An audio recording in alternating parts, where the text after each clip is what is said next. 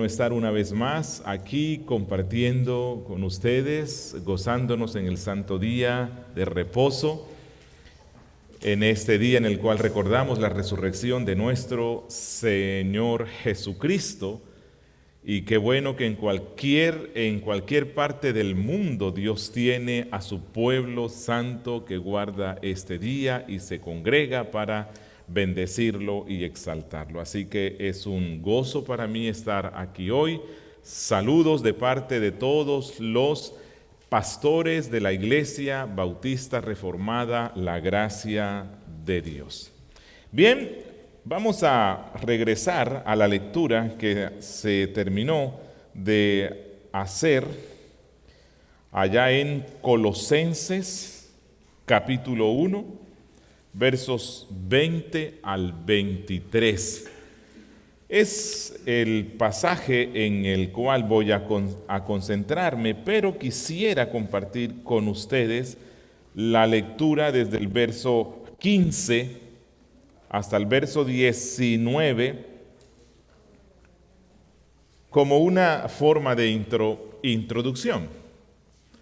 Dice Pablo, hablando de Cristo, que Él es la imagen del Dios invisible, el primogénito de toda creación, porque en Él fueron creadas todas las cosas, las que hay en los cielos y las que hay en la tierra, visibles e invisibles.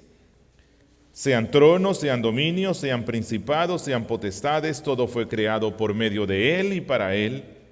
Y Él es antes de todas las cosas, y todas las cosas en Él subsisten. Y Él es la cabeza del cuerpo que es la iglesia, Él que es el principio, el primogénito de entre los muertos, para que en todo tenga la preeminencia, por cuanto agradó al Padre que en Él habitase toda plenitud.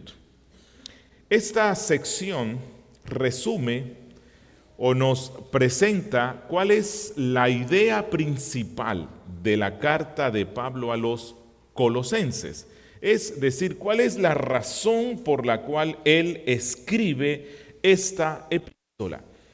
Los apóstoles no escribían simplemente porque les gustaba la escritura, o simplemente porque no tenían nada que hacer y entonces hoy, como estoy sin oficio, voy a escribir una carta. No, ellos fueron guiados por el Espíritu Santo de tal manera que todo lo que escribieron cumpliera un propósito especial en el avance de su reino, en el fortalecimiento de las iglesias. En el caso de la carta a los Colosenses, Pablo escribe porque está seriamente preocupado por esta congregación. ¿Por qué razón? Porque habían entrado los falsos maestros. Así que esto de los falsos maestros, falsos pastores, falsos apóstoles, falsos profetas, no es nuevo. Eso viene desde hace siglos. Aún en tiempos de los apóstoles, de aquellos que Cristo usó para cimentar a la iglesia, aún en tiempo de los apóstoles, los falsos maestros estaban surgiendo y entrando en las iglesias. En el caso de la iglesia de Colosas, los falsos maestros estaban diciéndole a la gente: qué bueno que crean en Cristo, eso es bueno, Él es el Salvador, pero no basta solo con creer en Cristo. Ustedes deben hacer otras cosas más. Deben circuncidarse, deben participar de ciertas ceremonias judaicas, incluso deben hacer buenas lecturas de los filósofos griegos, especialmente del platonismo. Es decir, tú puedes mejorar y perfeccionar tu vida cristiana y puedes llegar a ser un cristiano que estás en una dimensión más alta si además de Cristo le añades otras cosas. Y esa es la razón por la cual Pablo compuso este himno tan hermoso que va desde el versículo 15 hasta el verso 19. Y en este precioso himno o credo cristológico, el apóstol Pablo resalta que Cristo es el primogénito o la fuente de la creación visible e invisible, de tal manera que todo subsiste por Él y en Él. Todo, absolutamente todo. Y luego, desde el verso 18, Pablo resalta que Cristo es la cabeza o la fuente de la iglesia y que la iglesia subsiste en Él y por Él. Y entonces Pablo dice que Cristo debe ser la única fuente de confianza para el creyente. No hay nada más. Si Él es la cabeza de la creación visible e invisible y su fuente y el que la sostiene, y si Él es la fuente y cabeza de la iglesia y Él es quien la sostiene y la preserva, entonces tenemos todo lo que necesitamos en Cristo. No hay ninguna necesidad de poner nada a Cristo, o sea, algo al lado de Cristo. Que poner algo al lado de Cristo es absurdo.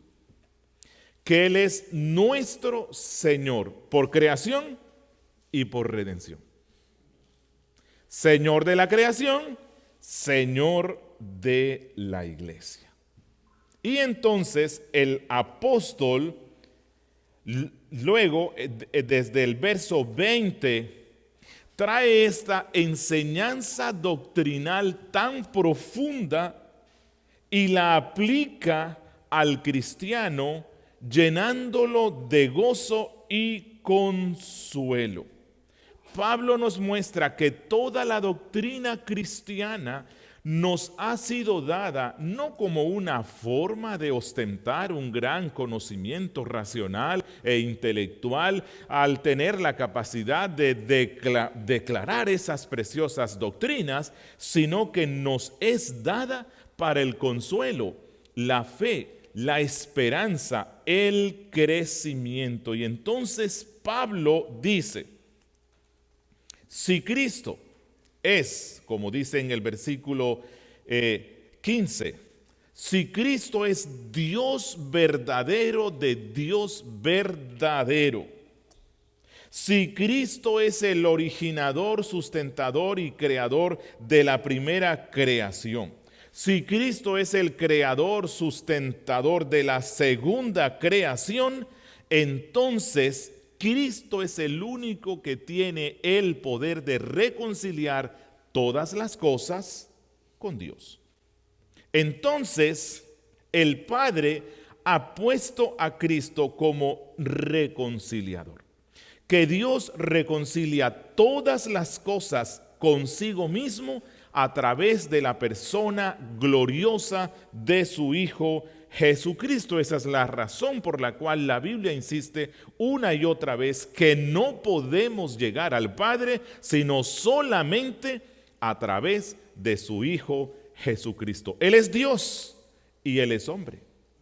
Señor de la creación, Señor de la redención. Él es el único que nos puede reconciliar con Dios. Y Pablo en Filipenses capítulo 2, versículos 9 al 11 dice, hablando de Cristo: Dios también le exaltó hasta lo sumo y le dio un nombre que es sobre todo nombre, para que en el nombre de Jesús se doble toda rodilla de los que están en los cielos, de los que están en la tierra, de los que están debajo de la tierra, es decir, toda la creación, visible o invisible, doble sus rodillas delante de Él y toda lengua confiese que Jesucristo es el Señor, para gloria de Dios Padre.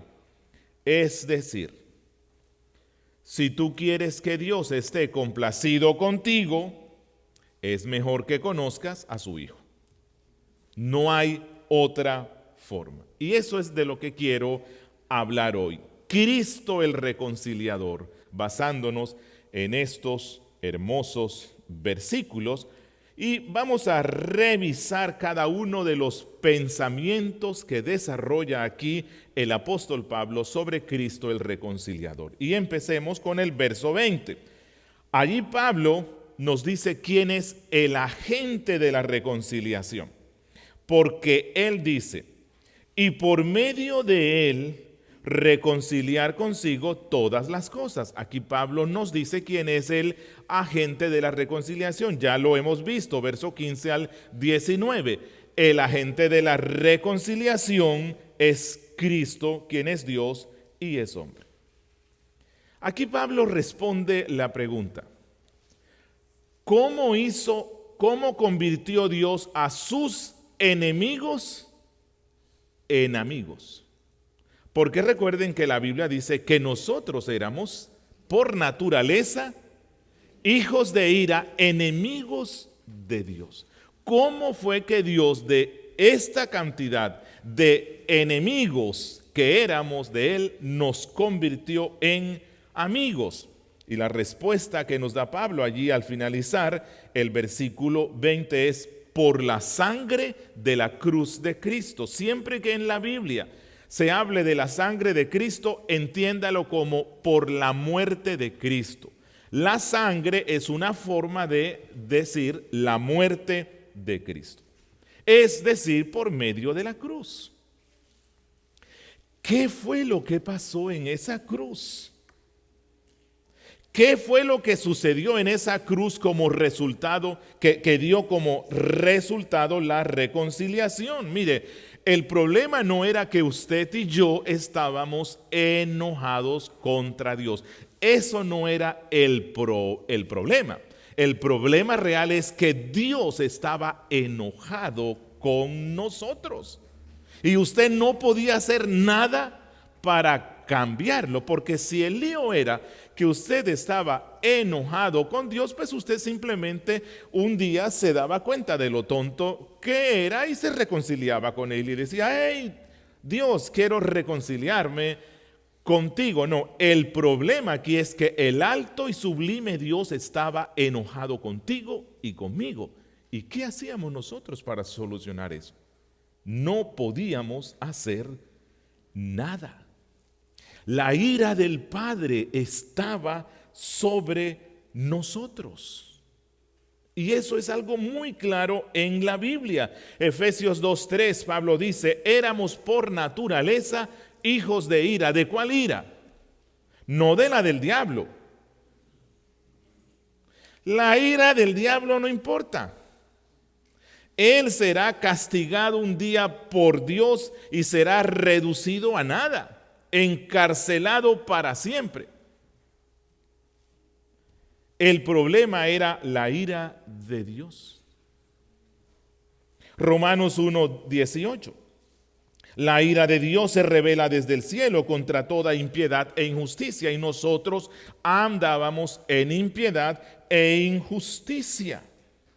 Por eso Dios estaba airado contra nosotros. Pero la Biblia misma nos dice algo más, algo glorioso, maravilloso. Y es que cuando nosotros venimos por la fe, como estábamos viendo hoy en la escuela, cuando venimos por la fe a Cristo Jesús, entonces ya la ira de Dios no está sobre nosotros. ¿Por qué?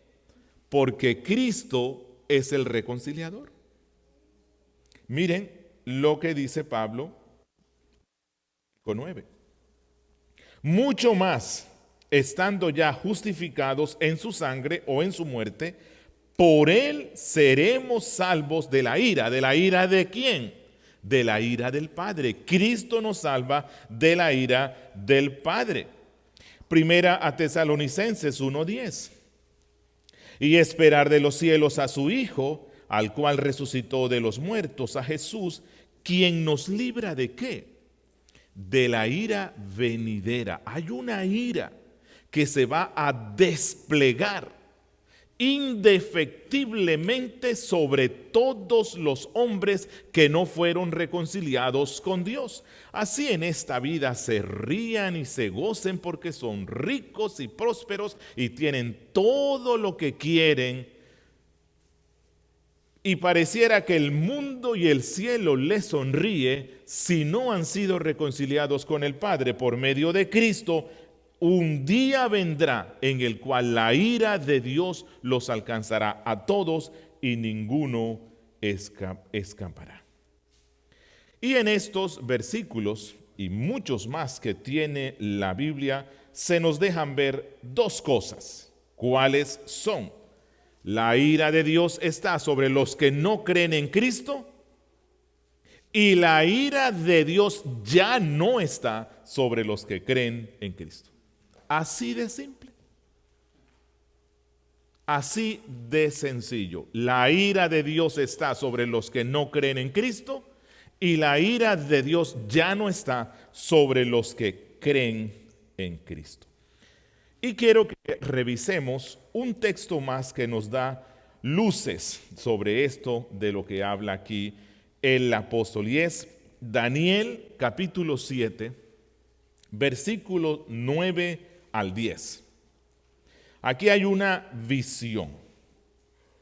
Daniel 7, versos 9 al 10. Dice: estuve mirando hasta que fueron puestos tronos y se sentó un anciano de días, cuyo vestido era blanco como la nieve y el pelo de su cabeza como lana limpia. Su trono llama de fuego y miren cómo vio él esto. El trono de Dios llama de fuego y las ruedas del carro, las ruedas del mismo, dice fuego ardiente. Y un río de fuego procedía y salía de delante de él. Así que Daniel lo que ve es que las ruedas del trono de Dios dispersan fuego, fuego por todas partes. Esa es la marcha del juicio de Dios sobre toda la tierra.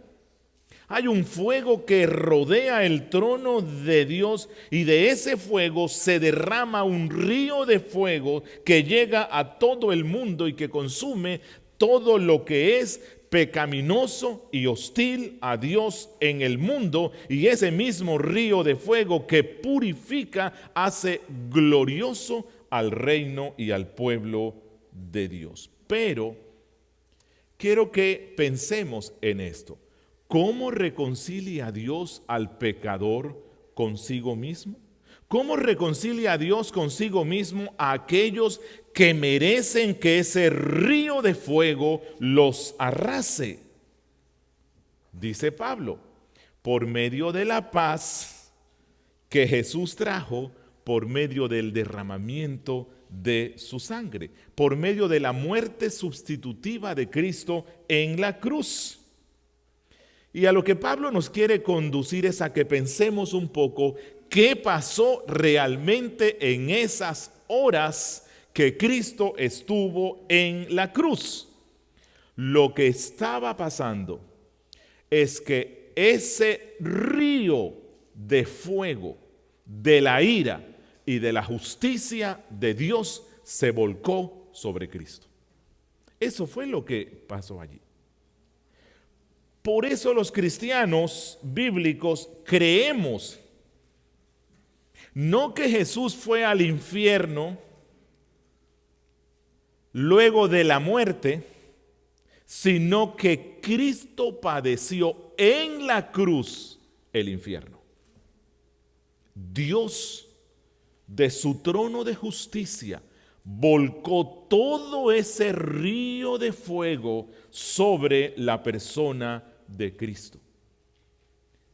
Isaías capítulo 53, versículos 3 al 9, describe de una forma vívida lo que Cristo experimentó para que nosotros fuésemos reconciliados con el Padre. Dice desde el verso 3: despreciado y desechado entre los hombres, varón de dolores, experimentado en quebranto, fue menospreciado, llevó él nuestras enfermedades, sufrió nuestros dolores, y nosotros le tuvimos por azotado, por herido de Dios y abatido. Mas él herido, ¿por quién? Por Dios. Mas él herido fue por nuestras rebeliones. Dios lo hirió por nuestras rebeliones. Oigan, molido por nuestros pecados. Molido. ¿Quién lo muele? En la cruz. La justicia de Dios.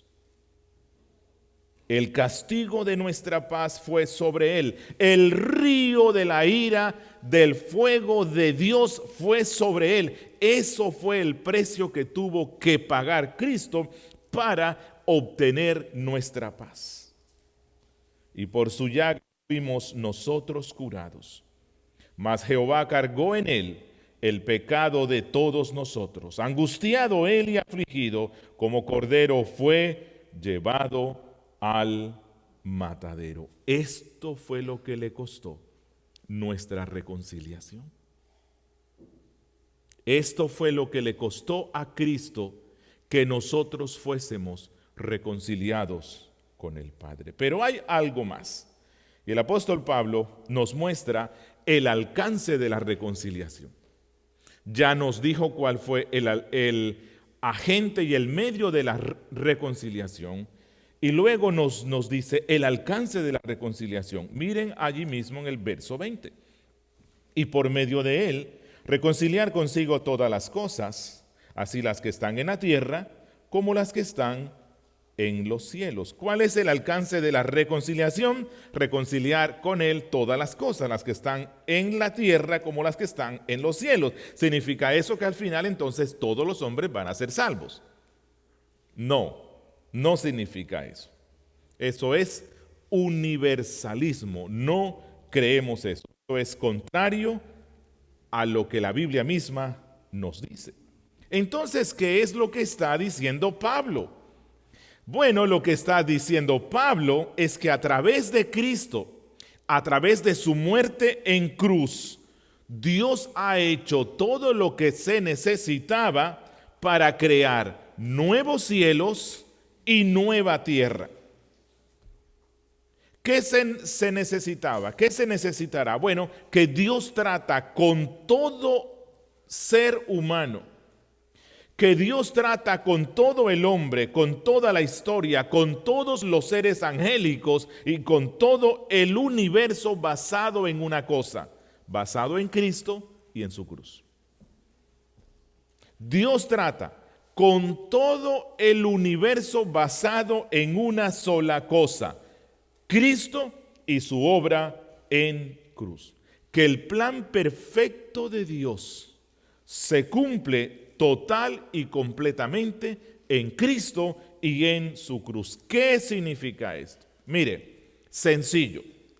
Se acerca el momento en el cual todas las cosas visibles o invisibles estarán en el lugar que les corresponde. Y el lugar que les corresponde depende de la relación que todas las cosas tienen con Cristo y con su cruz. Todo estará donde Dios y su justicia requiere que esté. ¿Estás en Cristo y en su cruz? Disfrutarás de la eternidad plena con Él. No estás en Cristo y en su cruz, la cruz te juzgará. Estarás para siempre condenado en el infierno. Eso es. Esa es la relación que la cruz tiene con todas las cosas. O estás en la cruz o estás en el río del fuego de la ira de Dios. ¿Qué determinará que vas a disfrutar para siempre de la gloria de nuestro Dios o que vas a ser aterrorizado por siempre en el fuego de la ira de Dios? ¿Cuál es tu relación con esa cruz? ¿Creíste en el que murió en esa cruz o no creíste? Eso es todo. Que Dios un día limpiará a este mundo de toda la corrupción y evidencia de pecado que existe, y que la maldición del pecado será quitada del mundo, no porque salvará a todos los hombres, creyeran o no, no, porque a los que creyeron los salvará eternamente, y a los que no los condenará eternamente. Y la creación gime para que llegue pronto ese día. Miren, el apóstol Pablo dice en Romanos 8, 19 al 23, porque el anhelo ardiente de la creación es el aguardar la manifestación de los hijos de Dios. Porque la creación fue sujetada a vanidad, no por su propia voluntad, sino por causa del que la sujetó en esperanza. Porque también la creación misma será libertada de la esclavitud de corrupción a la libertad gloriosa de los hijos de Dios. Porque sabemos que toda la creación gime a una, y a una está con dolores de parto, hasta ahora. Y no solo ella, sino que también nosotros mismos, que tenemos las primicias del Espíritu, nosotros también gemimos dentro de nosotros mismos, esperando la adopción, la redención de nuestro cuerpo. Y entonces la naturaleza será gloriosa, el mundo entero será glorioso.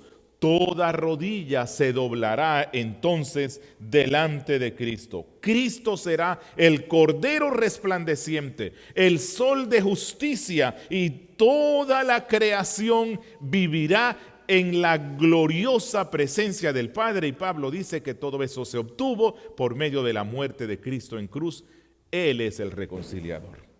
Él es el reconciliador.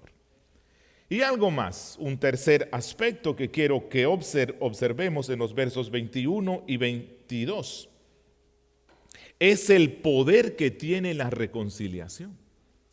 El poder de la reconciliación. Miren, y a vosotros también, que erais en otro tiempo extraños y enemigos en vuestra mente, haciendo malas obras, ahora os ha reconciliado en su cuerpo de carne por medio de la muerte, para presentaros santos y sin mancha e irreprensibles delante de Él. Miren lo que hace Pablo aquí. Él aplica la gloriosa verdad de Cristo el reconciliador a la vida cristiana práctica de ellos. Y les dice a ellos y a nosotros hoy: hubo un tiempo en el cual tú eras un enemigo irremediable de Dios. Tú estabas enemistado con Él, Dios estaba enemistado contigo. Tú estabas alienado, estabas en esclavitud. Tú no podías encontrar la alegría verdadera en el corazón. No podías, porque eras un esclavo mísero, vendido al diablo y al mal. Eras hostil a Dios, eras hostil a Cristo y eras hostil al Evangelio. Tus pensamientos no eran pensamientos de amor real hacia Dios, no, todo lo contrario. Es más, cuando escuchaste por primera vez el Evangelio bíblico, y se te dijo, como hoy lo aprendimos, que tus buenas obras no impresionaban a Dios, que tus buenas obras no ganaban la sonrisa ni el favor del Padre, entonces eso, como a Caín, te causó amargura. Despreciaste eso. Tu orgullo, tu propia justicia, tu amor por complacerte a ti mismo gobernaban tu corazón, y entonces, en respuesta a que supiste que Dios no se complacía en tus buenas obras, te dedicaste a hacer lo malo. Hiciste cosas que ofendieron la ley santa de nuestro Dios. Pero Pablo dice: ahora tú has sido reconciliado con ese Dios al cual odiabas. Ahora has sido reconciliado con el cómo. Bueno, Dios te llamó por su Espíritu. Dios cambió tu corazón. Eso fue lo que hizo Dios. Produjo un nuevo nacimiento. Nos dio una nueva naturaleza. Donde había odio hacia Él, puso amor hacia Él. Por eso fue que vinimos y le preguntamos, ¿qué puedo hacer para ser salvo? Y lo único que se debía hacer era ¿qué? Creer en Cristo, arrepentirnos de nuestros pecados. Y eso nos transformó. Dios nos transformó de enemigos a amigos. Eso es lo que pasó con nuestras vidas. Ahora amamos al Padre, amamos a su Hijo y amamos las cosas de Él. Y entonces Pablo, en cuarto lugar, nos presenta el resultado de la reconciliación. Miren el verso 22. Para presentarnos, o sea, todo eso pasó para presentaros santos y sin mancha e irreprensibles delante de Él. ¿Qué significa eso? La buena nueva. Eres perfectamente aceptado delante del Padre. Por eso el cristiano es la persona que debe experimentar el gozo más grande que no se experimenta en el mundo. Porque ¿cuál es la cosa más terrible que le pueda pasar al ser humano? Que Dios no se agrade en él. Y entonces el Evangelio nos trae la buena nueva. Delante de Él eres totalmente aceptado porque Él te hizo perfectamente santo. Sí, Él te está viendo así. Yo sé que en la práctica actualmente no lo somos. Y si no, solo basta con preguntarle a su esposa o a tu esposo, o a tus hijos o a tus padres. Y nos vamos a dar cuenta que en la práctica actualmente no lo somos, pero Pablo está viendo la redención hasta el final. Porque es seguro. Nosotros vamos a ser glorificados. Estamos en un proceso ahora, pero al final vamos a ser perfectos en todo sentido, tal como dice Pablo en Efesios 5:27. Dice que Cristo está santificando a la iglesia a fin de presentársela a sí mismo una iglesia gloriosa que no tuviese mancha ni arruga ni cosa semejante, sino que fuese santa y sin mancha. ¿Cuándo será esto de una forma perfecta? Cuando Cristo vuelva nuevamente por su pueblo. En quinto lugar, el apóstol Pablo nos da cuáles son las evidencias de la reconciliación. Porque ya estábamos aprendiendo hoy en la escuela que algunos se engañan a sí mismos y creen que tienen fe y no hay fe. Creen que se arrepintieron y no hay arrepentimiento. Y puede que alguien de aquí salga y diga, wow, he sido reconciliado con Dios. Pero bueno, antes de que hagas eso, mira cuáles son las evidencias de que has sido reconciliados con Dios. Verso 23. Si en verdad permanecéis fundados y firmes en la fe, y sin moveros de la esperanza del evangelio que habéis oído, el cual se predica en toda la creación que está debajo del cielo, del cual yo, Pablo, fui hecho ministro. Vamos a repetir la primera parte. Si en verdad permanecéis fundados y firmes en la fe, sin moveros de la esperanza del evangelio. ¿Significa esto entonces que nos mantenemos siendo salvos al creer? Bueno, no significa eso, porque entonces significaría que somos salvos por obras, ¿verdad? Y en este caso la obra es el creer. Pero preguntémonos, ¿cómo sé que Dios me ha reconciliado consigo mismo? ¿Cómo lo sé? Solo hay una respuesta, porque creo en Él. De esa forma sé que he sido reconciliado con Él, porque creo en Él. Y porque en este momento continúas creyendo. En este momento continúas confiando solamente en Cristo. Recuerden, el objetivo de la epístola es recordarle a los colosenses la exclusividad, la supremacía de Cristo en la redención y que a Cristo no le podemos agregar nada, porque te mantienes confiando en esa doctrina cardinal de nuestra fe reformada, solus Christus, solo Cristo.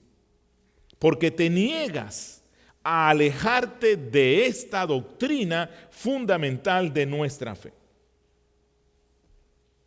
Y que cuanto más creces en el conocimiento de las Escrituras, más te aferras a Cristo. La Biblia dice que somos guardados por el poder de Dios a través de la fe. Y que no se nos vaya a olvidar algo que la Biblia dice. Y es que Dios nos preserva perseverando en nosotros para que perseveremos en Cristo. Hay una responsabilidad del cristiano. La perseverancia prueba el carácter genuino de la fe. ¿Recuerdan lo que Pablo dice de Demas? Al principio lo recomendó bien. Bueno, y los pastores hay veces que nos equivocamos al recomendar a un hombre, ¿verdad? Porque vemos lo externo y ciertas cosas y decimos, wow, este es un buen hombre y te lo recomiendo. Pero se pueden cometer equivocaciones. Así que Pablo recomendó a Demas como un gran siervo, pero al final él dice, Demas se fue, abandonando la fe, entregándose a este mundo. Bueno, Pablo dice que nosotros estamos seguros de que hemos sido reconciliados con Dios y que el río de su ira no nos alcanzará porque hemos creído en Cristo y nos mantenemos creyendo en Cristo el Supremo. Y para todo esto necesitamos de la gracia de Dios. Nunca vamos a perseverar, al menos que la gracia de Dios esté con nosotros desde el principio y hasta el fin. Si permitimos que entren falsas enseñanzas, que le agreguen algo a Cristo, entonces no podemos tener la seguridad de que estamos reconciliados con Él. Y creo que una de las preguntas que te hace el Espíritu Santo hoy por medio de Pablo es esta: ¿estás confiando solo en Cristo en este momento? ¿Aún estás confiando solo en Cristo? Si puedes decir eso con convicción, eres de los reconciliados con Él. Y en última instancia, Pablo nos presenta aquí la proclamación de la reconciliación. Esto es una buena nueva, ¿o no? Es la mejor buena nueva. Y entonces Pablo concluye hablando acerca de la proclamación de la reconciliación. Miren cómo él dice, y sin moveros de la esperanza del evangelio que habéis oído, el cual se predica en toda la creación que está debajo del cielo, del cual yo, Pablo, fui hecho ministro. Solo hay una forma de reconciliación y es a través de Cristo. Ya Pablo nos lo explicó. Este es el corazón del evangelio. Cualquier otro mensaje es falso, no es evangelio. Por cierto, el pluralismo del cual tanto se habla hoy, ¿no? Como que no, hay muchos caminos, pero todos desembocan en Dios. Eso es el pluralismo. Tú puedes creer una cosa, usted puede creer otra. Lo importante es que uno haga el bien y al final todos vamos a encontrarnos y a reconciliarnos con Dios. Te quiero decir, en la eternidad no habrá pluralismo. Dios juzgará a los hombres así. ¿Creíste en Cristo Jesús o no creíste en Él? No habrá nada más. Absolutamente nada más. Por eso Pablo en 2 Corintios 5:20 dijo: os rogamos en nombre de Cristo. Esta es la predicación del evangelio que se propaga por todo el mundo. Os rogamos en nombre de Cristo, reconciliaos con Dios. Y cuando dice en nombre de Cristo es por los méritos de Cristo. Os rogamos por la obra de Cristo, os rogamos por la cruz de Cristo, reconciliaos con Dios. Y eso lo debemos decir por todas partes, pero siempre por la obra de Cristo. Hoy día el ecumenismo invita incluso a pastores cristianos para que vayan y participen de tiempos de oración por la paz del mundo, pero hay una cosa que ellos dicen: como esto es un encuentro ecuménico, usted ore a Dios, pero lo único, no menciones a Cristo. Cristo es la piedra de tropiezo, es el punto que divide. ¿Por qué? Porque para los cristianos o es solo Cristo o no es nada. O es solo Cristo o no hay nada. Y entonces Pablo dice que esto se predica por todas partes. Usted y yo predicamos esto por todas partes, por los méritos de Cristo, reconciliaos con Dios. Y quiero concluir con Apocalipsis 22, versos 14 al 15. Dice Juan: bienaventurados los que lavan sus ropas para tener derecho al árbol de la vida y para entrar por las puertas de la ciudad. Mas los perros estarán fuera, y los hechiceros, los fornicarios, los homicidas, los idólatras y todo aquel que ama y hace mentira. Aquí Juan nos presenta la eternidad para los hombres. Aquellos lavados por la sangre de Cristo y reconciliados con Dios por un lado, y aquellos que rechazaron a Cristo y están afuera para siempre bajo la ira de Dios. La pregunta es: anciano, adulto, joven, niño, la pregunta que te hago para ti es: ¿dónde estarás tú? ¿Dónde estarás tú? ¿Eres de los reconciliados con Dios a través de la obra de nuestro Señor Jesucristo al poner la fe en Él? ¿O eres de los que sufrirá la eterna condenación por no haber acudido en fe a Cristo Jesús? ¿Dónde estarás tú? Hermano, tú que has puesto tu fe en Cristo, quiera Dios fortalecerte en esta fe. Quiera Dios por su gracia que jamás nos movamos de la esperanza del Evangelio. Que no vayamos a sucumbir ante los vientos de doctrina extraña que le añaden a Cristo cualquier otra cosa.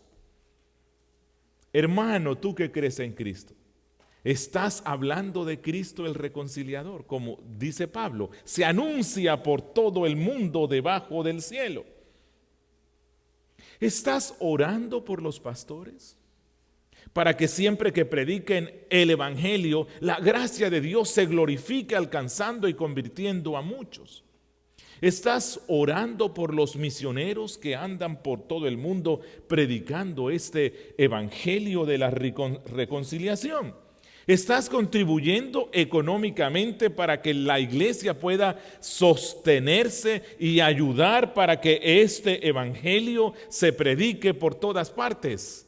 Dios quiera que sí. Dios quiera que sí. Demos gracias al Señor. Bendito Dios, Padre nuestro que estás en los cielos, gracias por tu palabra. Gracias por el evangelio. Gracias porque nos has reconciliado contigo por medio de tu Hijo Jesucristo y porque hoy se está predicando este evangelio de la reconciliación, no solo aquí, sino en muchas iglesias bíblicas en todo el mundo. Gracias, Padre, porque somos de los reconciliados. Permítenos andar en este mundo con ese gozo y con esa esperanza. En Cristo Jesús. Amén.